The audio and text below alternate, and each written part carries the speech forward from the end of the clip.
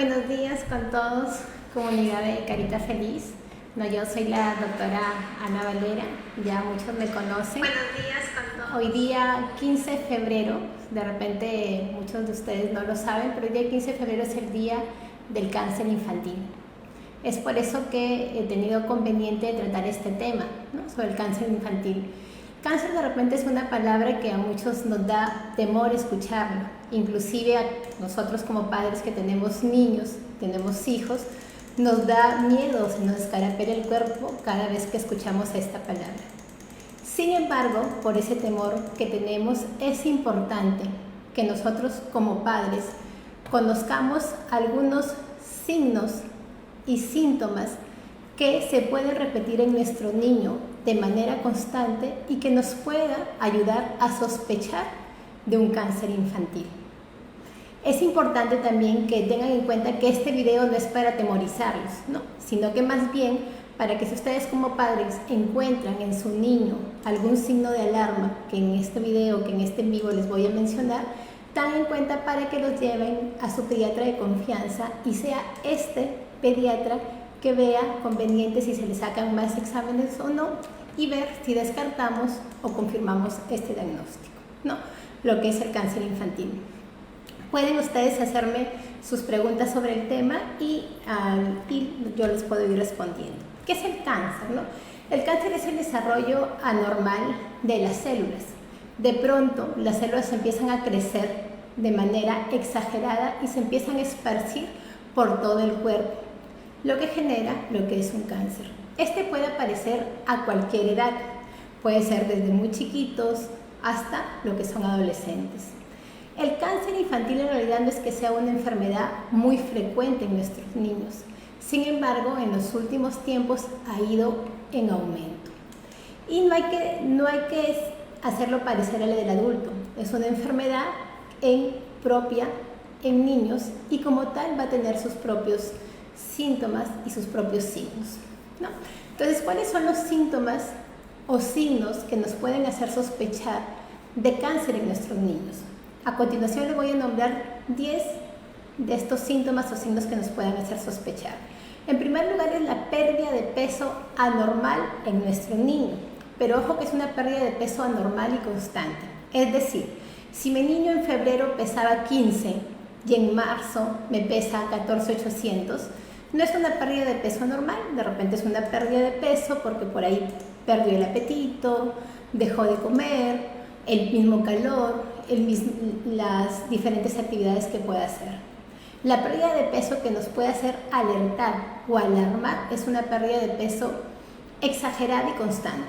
Por ejemplo, si mi niño pesa 15 kilos, en agosto que haya tenido una pérdida de 3 kilos, 12 kilos, ya es algo que me debe alarmar y por la cual tengo que acudir al pediatra y comunicar este dato importante.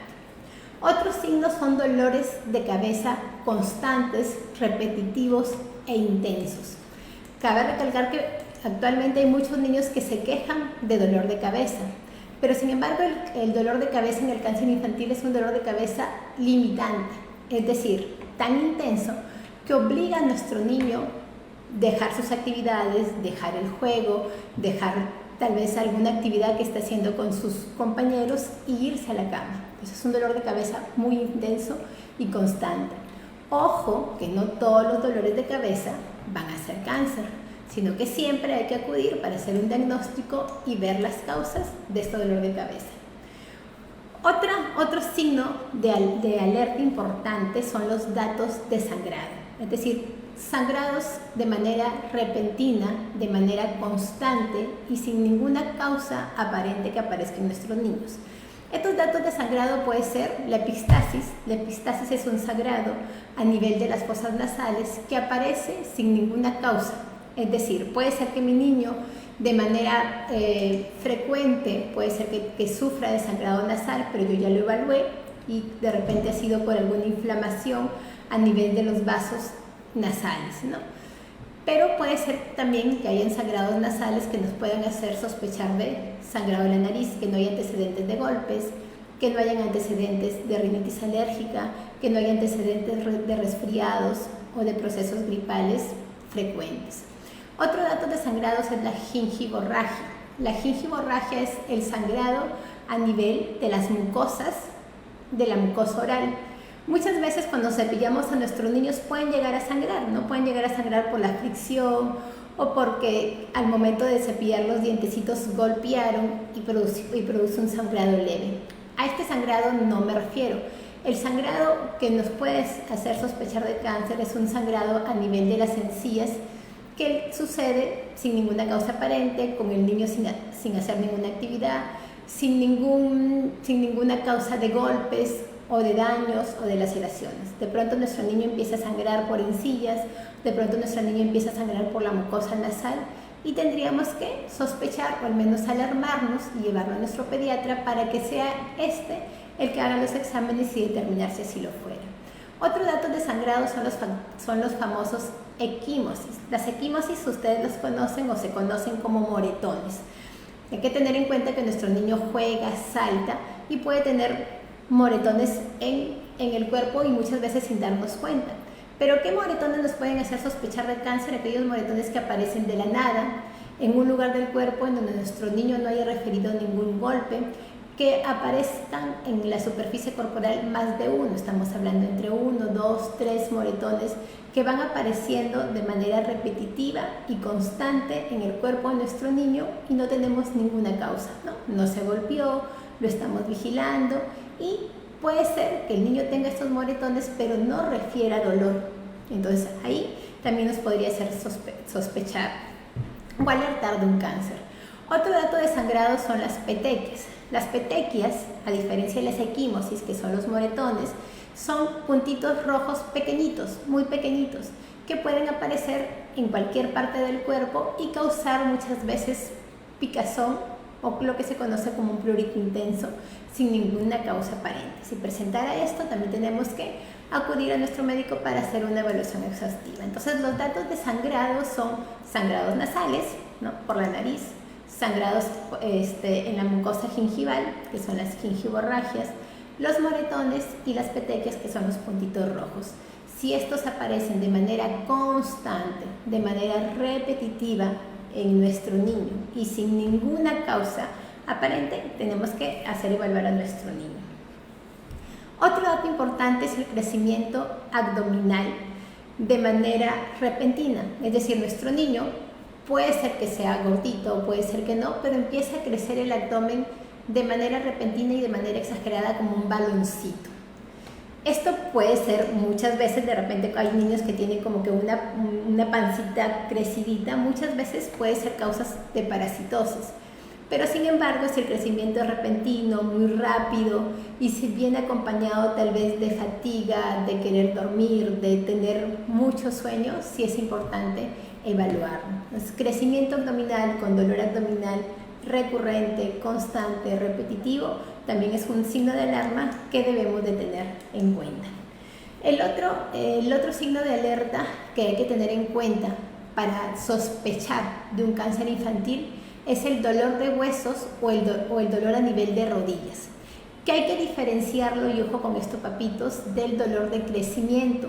Muchas veces nuestros niños se quejan de dolores intensos a nivel de miembros inferiores y muchas veces el dolor es tan intenso que los llevan a su cama a no querer continuar con sus actividades.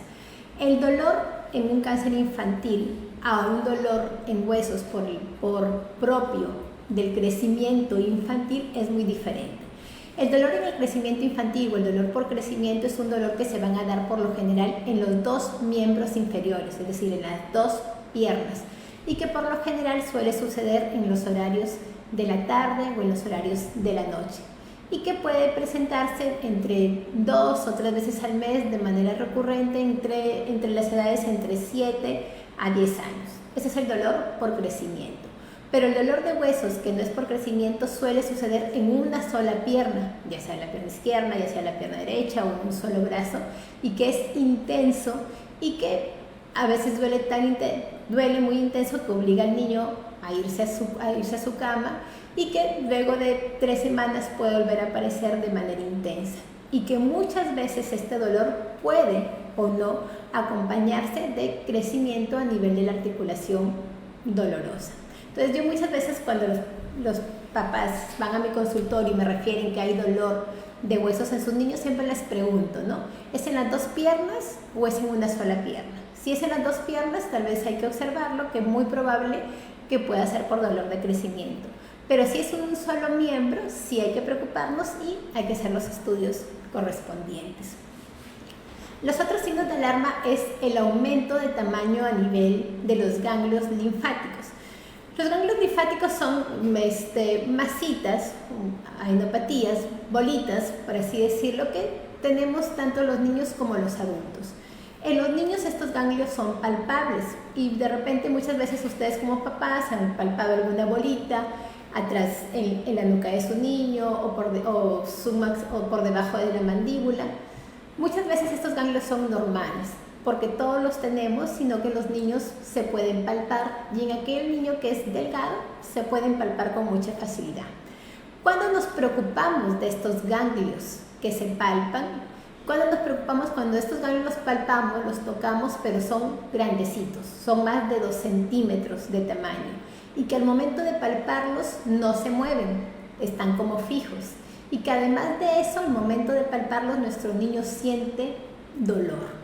Entonces, aquí sí hay que preocuparnos, hay que llevarlo a su pediatra para sacarle sus exámenes correspondientes y determinar qué es. Pero muchas veces hay ganglios que los papitos palpan, que son menores a 2 centímetros, que son móviles y que al momento de tocarlos, al momento de palparlos, nuestro niño no tiene ningún dolor. Entonces, ahí no deberíamos preocuparnos porque son los ganglios que fisiológicamente o normalmente se pueden palpar en los niños. Otro dato importante es lo que es el estrabismo repentino. ¿Qué es el estrabismo? El estrabismo es como que si nuestros niños fueran virolitos, ¿no? Como que viscos. Normalmente cuando nace nuestro bebé, el recién nacido, hasta los 2 meses de vida, tienen un estrabismo fisiológico. Es decir, que tienen visco de manera normal, o sea, sí son virolitos de manera normal. Esto sucede porque todavía no pueden fijar la mirada y es normal. Pero si pasado el año de edad, de manera repentina, nuestro niño empieza a viscar el ojo, o sea, empieza como que a virolearse, un término digamos común, sí hay que preocuparnos, ¿no? Lo que es el estrabismo patológico o lo que es el niño virolo que de repente estaba bien y ahorita empieza a viscar su ojo. Y otro dato importante aquí dentro de los ojitos es lo que se conoce como leucocoria. ¿Qué es la leucocoria? Es una mancha blanca que aparece en el iris del ojo, es decir, en la puntita más chiquita que tenemos en nuestro ojo, de pronto aparece una mancha blanca. De esta mancha blanca que aparece de manera repentina, sin ninguna causa, hay que preocuparnos bastante y llevarles a hacer sus exámenes respectivos, ¿no? Entonces, con respecto a la visión, de que hay que preocuparnos de que se visque nuestro niño de manera repentina y de que de pronto aparezca una mancha a nivel de la pupila, a nivel del iris blanca, también de manera repentina. Y otro signo también importante que nos debería alarmar en nuestro niño es el crecimiento anormal en cualquier parte del cuerpo, ¿no? Si de pronto nuestro niño empieza a crecerle una masa a nivel de rodilla, una masa a nivel del dedo, de repente si palpamos alguna masa a nivel del abdomen, de repente si palpamos una masa a nivel del cuello, a nivel de la ingle, cualquier masa que aparezca en nuestro niño que antes no la tenía, que aparece de manera repentina y que además de esto es dolorosa, tenemos que preocuparnos, tenemos que alarmarnos y sí acudir a su médico pediatra de confianza para que le haga los exámenes respectivos y sea él el que diagnostique lo que tiene su niño. Ojo que estos signos de alarma son signos de alarma, no lo quiero que lo tomen de repente así como Google, que yo pongo cefalea, dolor de cabeza, igual a cáncer, no. Son signos de alarma que nos pueden ayudar a nosotros como padres a preocuparnos, a alarmarnos y acudir a su médico pediatra para que sea el que determine si hay que sacar más exámenes y hacer el diagnóstico o descartar el diagnóstico. Ahora, ¿cuáles son los cánceres más frecuentes en la infancia? El cáncer más frecuente en la infancia es la leucemia, ese es el cáncer más frecuente, que la leucemia es el cáncer que se conoce como el cáncer a nivel de la sangre, que en realidad es un crecimiento normal de las células de la médula ósea. Y muchas veces los papitos se pueden confundir con el término de anemia.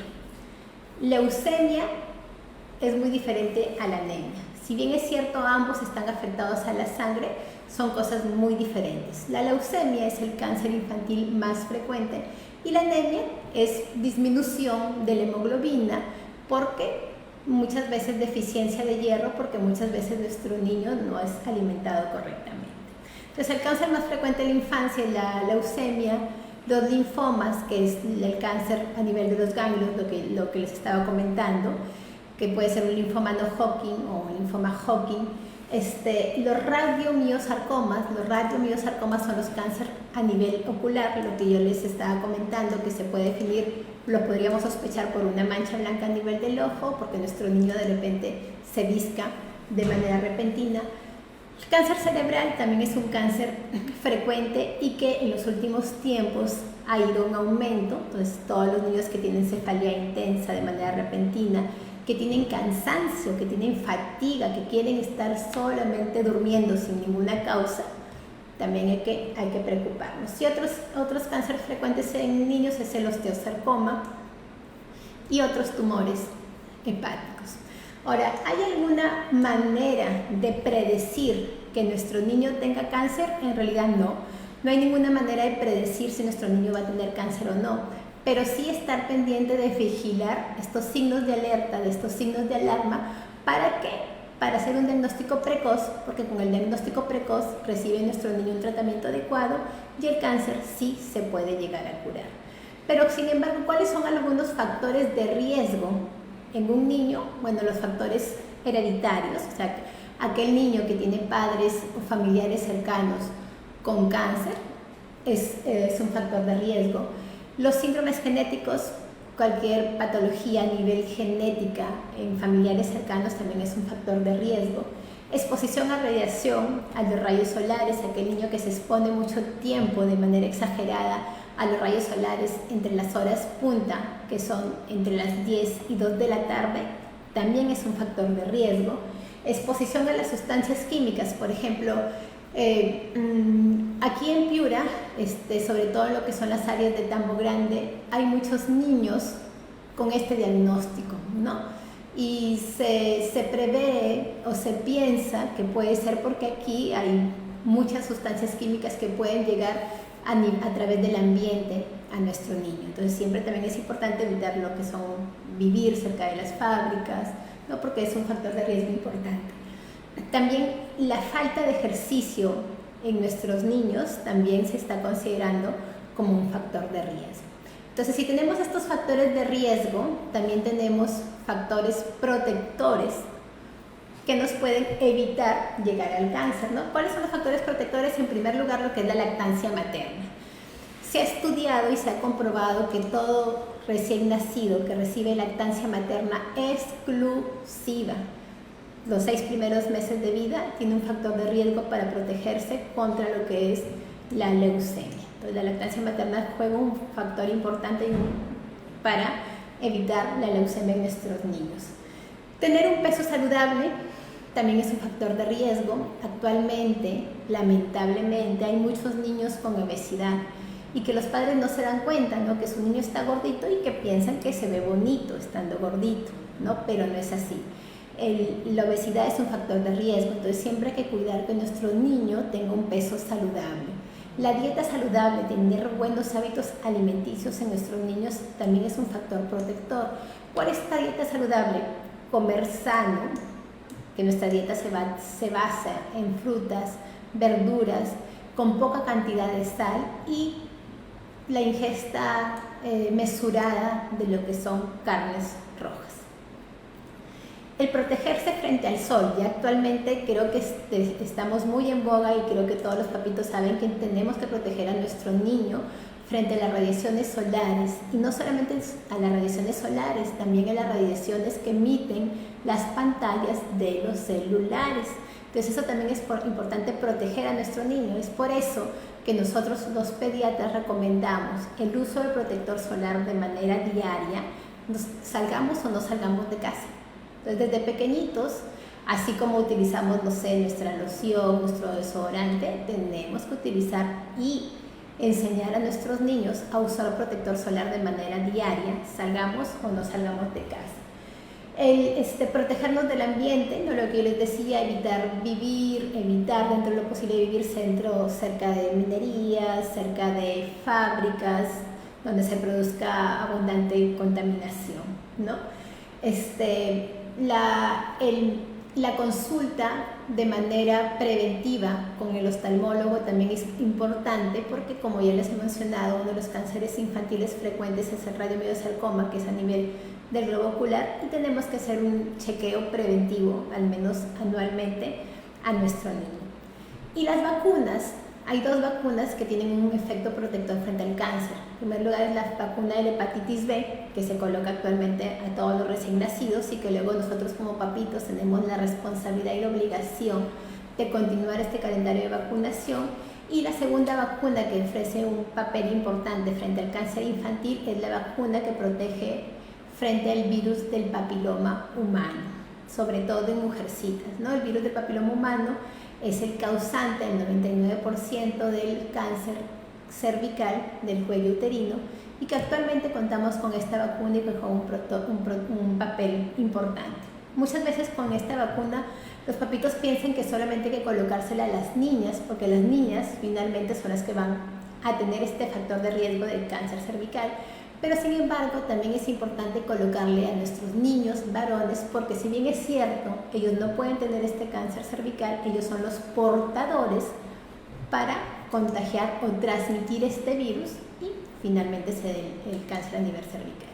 Entonces, papitos, espero que les haya sido muy útil esta charla. En realidad es por conocer estos signos y síntomas de nuestros niños es importante para llegar a un diagnóstico precoz.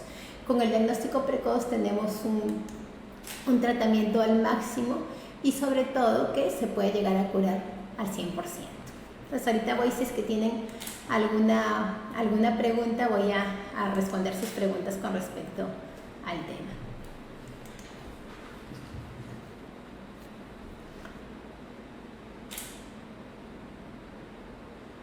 Dice Vanessa Rojas, me dice: mi niña tuvo mononucleosis por Epstein-Barr al año de edad.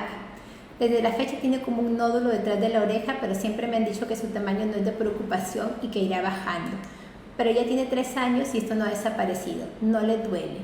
En realidad, Vanessa, de lo que me comentas, es muy probable que sea un ganglio palpable de manera normal, y estos ganglios no van a desaparecer porque siempre van a estar ahí. Es importante reconocer que este ganglio tiene que ser pequeño, menor de 2 centímetros, que puede ser móvil, es decir, usted lo toca, lo palpa y se mueve, y que al momento de palparlo no le cause dolor. Si presenta estos 3 signos, creo, Vanessa, que no hay temor, no se debería preocupar, pero sin embargo, si es un ganglio grande, más de 2 centímetros, y que le duele al momento de palparlo, sí debería pasar una revisión. Espero que te haya sido de ayuda, Vanessa.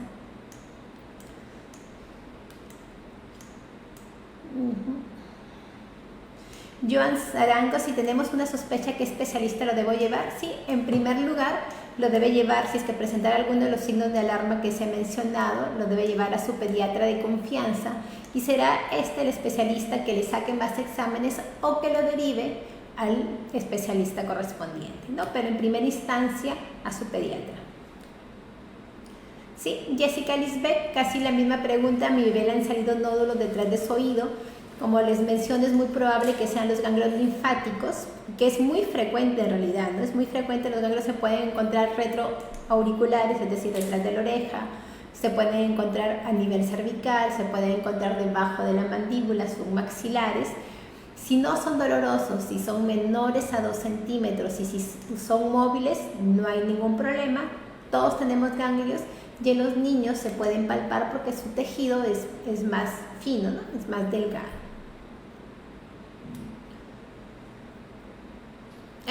Xiaomi, doctora, mi bebé le salió un acceso perianal, ¿a qué doctor le puedo llevar? En realidad los accesos, si es un acceso, si ya está con un diagnóstico de acceso, si ya tenemos ese diagnóstico, sería conveniente llevarlo con un cirujano pediatra para que pueda drenar el mismo.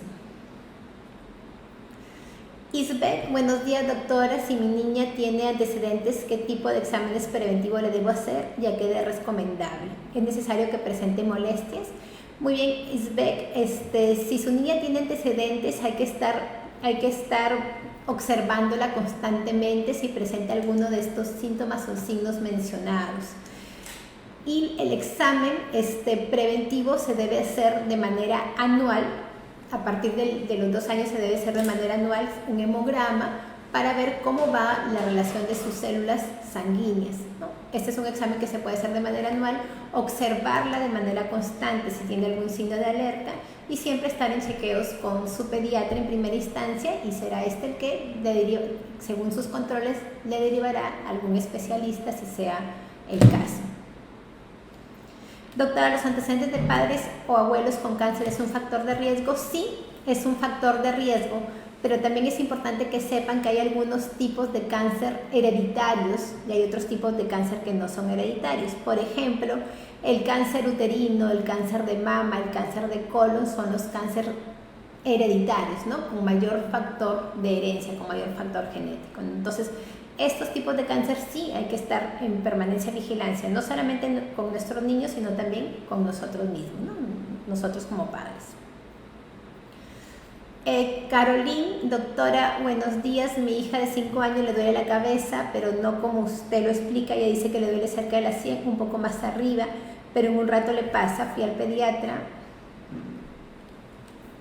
y me envió a sacar el análisis. Después me dijo que tenía parásitos. Puede ser que también le duele la cabeza por eso o por el crecimiento de dientes, porque me ha dicho que vaya con odontología. Sí, o sea, en realidad sí puede haber dolores de distintos tipos de dolores de cabeza en nuestros niños y hay que descartarlos. Sí, pues podría ser algún tipo de parásitos como ocasión de dolor de cabeza. ¿Por qué? Porque muchos parásitos pueden ser que me disminuya la hemoglobina y esta disminución de la hemoglobina llevarme a fatiga y llevarme a dolor de cabeza.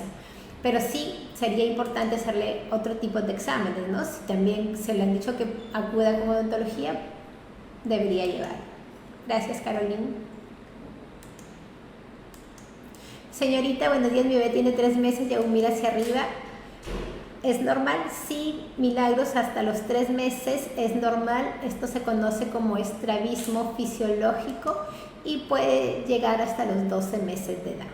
Pero también es importante que a partir del año lo llevemos a su control con oftalmología para hacer una atención preventiva visual, ¿no?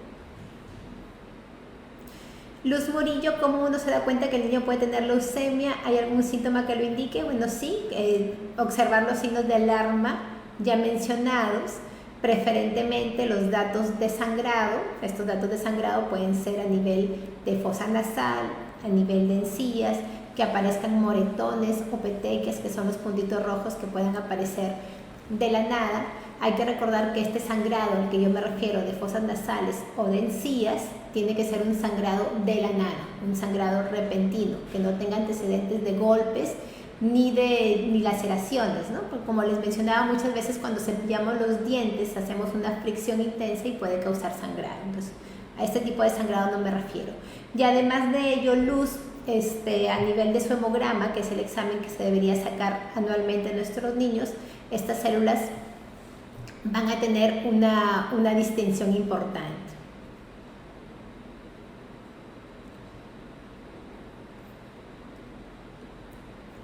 Isbeth, buenos días, doctora, mi niña tiene antecedentes, ¿qué tipo? Bueno, ¿qué es Isbeth? Ya te respondí.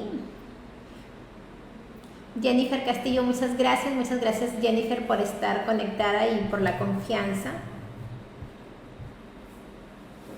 Sí, Marily Torres también me pregunta señales o síntomas de leucemia. No, como les digo, les vuelvo a decir datos de sangrado, ¿no? Sangrados a nivel de fosas nasales, sangrados a nivel de encías, aparición de moretones de la nada o aparición de petequias, que son puntitos rojos que pueden aparecer de la nada y de manera constante en la superficie corporal de nuestro niño. Recordar que estos síntomas tienen que aparecer sin ninguna causa para tener la sospecha, y además de aparecer sin ninguna causa son de manera repetitiva y constante. que muchas veces se puede acompañar de cansancio o fatiga extrema sin ninguna causa aparente, ¿no? No es normal que un niño, el niño su naturaleza es estar siempre activo, jugando, saltando, riéndose. Pero si nuestro niño de la nada, sin ninguna causa, quiere solamente dormir, quiere estar en la cama, se siente cansado, les dice a los papitos, me siento cansado, quiero dormir, o se siente como que triste, y si está acompañado de estos síntomas, pues podemos acudir a nuestro pediatra para que le hagan exámenes.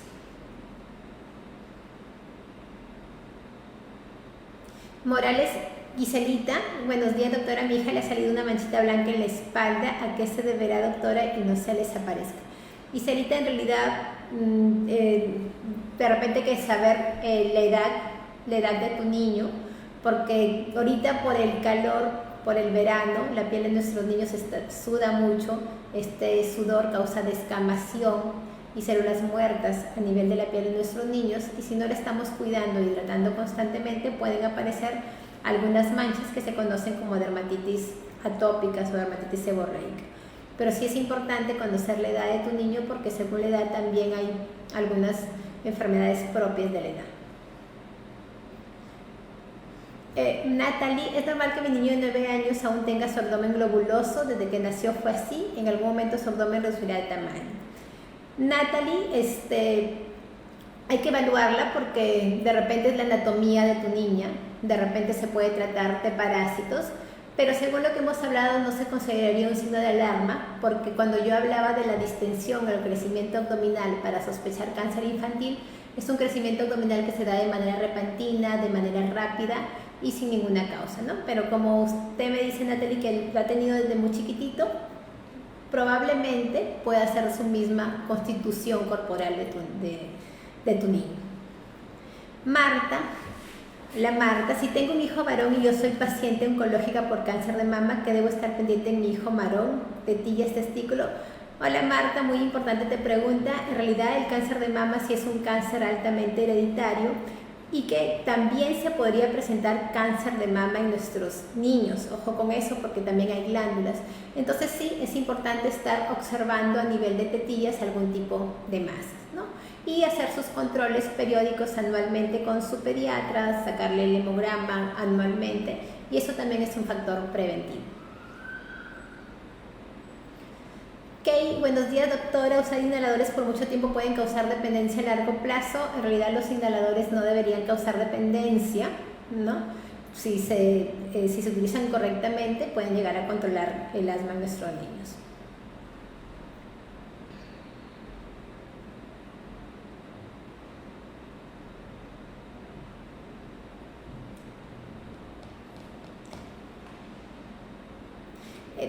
Felicita, me dice doctora, cuando una niña de 5 años sufre muchas infecciones urinarias, en realidad las infecciones urinarias no corresponderían como tal a un factor de riesgo de cáncer, pero sí tendríamos que estudiar por qué estas infecciones urinarias, de repente alguna inmunosupresión, es decir, de repente el sistema inmunológico de nuestra niña está bajo, ¿no? Entonces, en eso tendríamos que estudiar, pero como tal no es un factor de riesgo para cáncer.